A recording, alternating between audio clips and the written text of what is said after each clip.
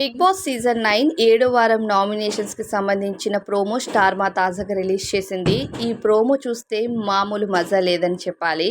ఒకే ఒక్క డైలాగ్ తనూజాది. 2 చేతులు కలిస్తే క్లాప్స్ వచ్చే సౌండ్ కాస్త ఒక్క చేత్తో వేసే విజిల్లో వస్తుందని విజిల్ వేసి రమ్య తాట తీసిందని చెప్పాలి. ఇక రమ్య ఎప్పుడు చూసినా అంటే తన నామినేషన్స్లో తనూజ నామినేషన్స్లో ఒకటే వర్డ్, ఫేక్ అమ్మా, నువ్వు ఫేక్ బాండింగ్స్ పెట్టుకొని హౌస్లో చాలా రోజులు ఉండిపోవాలనుకుంటున్నావు అని టార్గెట్ చేసిందనమాట రమ్య.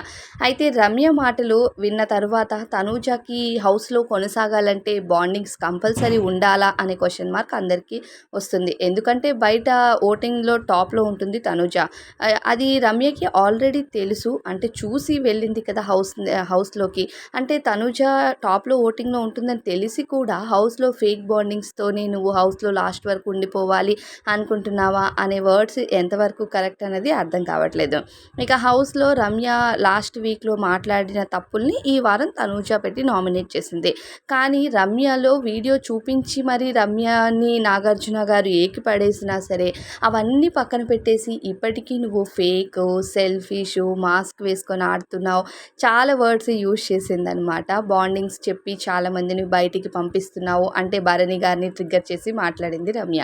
ఇకపోతే తనూజ ఈ థర్డ్ ప్రోమోలో ఏదైతే హైలైట్ అయ్యిందో తనూజ అలానే రమ్య, ఇకపోతే సంజన, దివ్యకి సంబంధించిన ఫైట్స్ అయితే చూపించారు థర్డ్ ప్రోమోలో. ఇంకా సంజనకి అలానే తనూజకి కూడా నామినేషన్స్కి సంబంధించింది కాకుండా వేరే ఫైట్ అవ్వబోతున్నట్టుగా తెలుస్తుంది. అంటే ఏదైతే బాండింగ్స్ కోసం మాట్లాడారో ఇమాన్యుయల్ తనూజ విషయంలో మాట్లాడింది కానీ అది సంజన ఇమాన్యుయల్ బాండింగ్ కోసం తర్వాత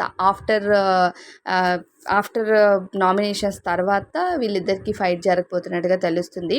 అయితే ఇమాన్యుయల్ బాండింగ్స్ కోసం తనూజ కోసం మాట్లాడారు అంటే తనూజ ఇమాన్యుయల్ కోసం మాట్లాడడంలో పెద్దగా తప్పేం లేదు. మళ్ళీ దానికోసం సంజన తనూజతో సెపరేట్గా ఫైట్ చేయాల్సిన అవసరమే లేదు. ఇంకా సంజన దివ్యకి సంబంధించిన ఫైట్ కూడా చాలా గట్టిగానే జరిగింది.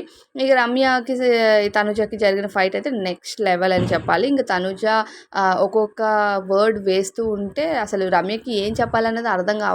అసలు రమ్య ఏం మాట్లాడుతుంది అన్నది కూడా అర్థం కాలేదు. స్ట్రైట్ ఫార్వర్డ్గా ఆన్సర్ ఇచ్చే అంత కెపాసిటీ రమ్యలో లేదు అని క్లియర్గా అర్థమవుతుంది.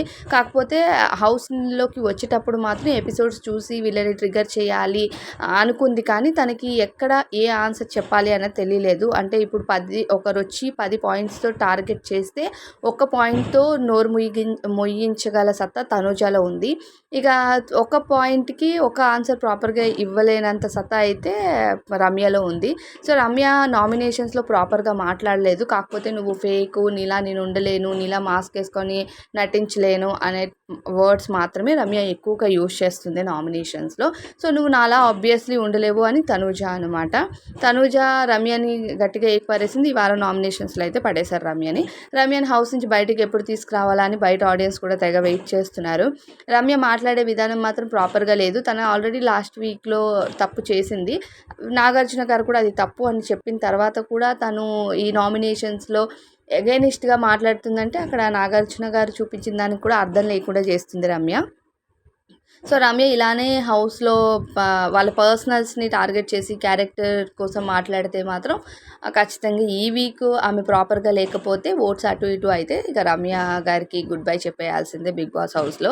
అనుకోకుండా వచ్చిన ఆపర్చునిటీని కాస్త అనుకొని ఆలోచించి బయటికి వచ్చేసి ఆ ఉన్న కాస్త ఆపర్చునిటీస్ని కూడా క్లోజ్ చేసుకుంటుంది రమ్య అనిపిస్తుంది. ఇక తనూజకి చెప్పనవసరం లేదు. తనూజ గేమ్ ఆడినా ఆడకపోయినా హౌస్లో ఎలా ఉన్నా సరే తన ఓట్లు అయితే టాప్లో ఉంది కాబట్టి ఇక టాప్ 5 విన్నింగ్ ఛాన్సెస్ కూడా హైగానే ఉన్నాయి తనూజకి. ఇక హౌస్లో తనూజ ఆడే ఆట నిజంగానే రమ్య చెప్పినట్టు అనిపిస్తుందా మీకు? మరి మీ ఫీలింగ్ ఏంటి అనేది కామెంట్స్లో చెప్పండి. అలానే సింపతి అనే ట్యాగ్ లైన్ కానీ తను బాండింగ్స్ అనే ట్యాగ్ లైన్ కానీ ఇవన్నీ కూడా చాలా వరకు ఇమాన్యుయల్, రమ్య వీళ్ళందరూ ఇస్తున్నారు. సో ఈ ట్యాగ్స్ తనూజకి వర్కౌట్ అవుతాయా లేదా కామెంట్స్లో చెప్పండి. వీడియో నచ్చినట్లయితే వీడియోకి లైక్ చేయండి.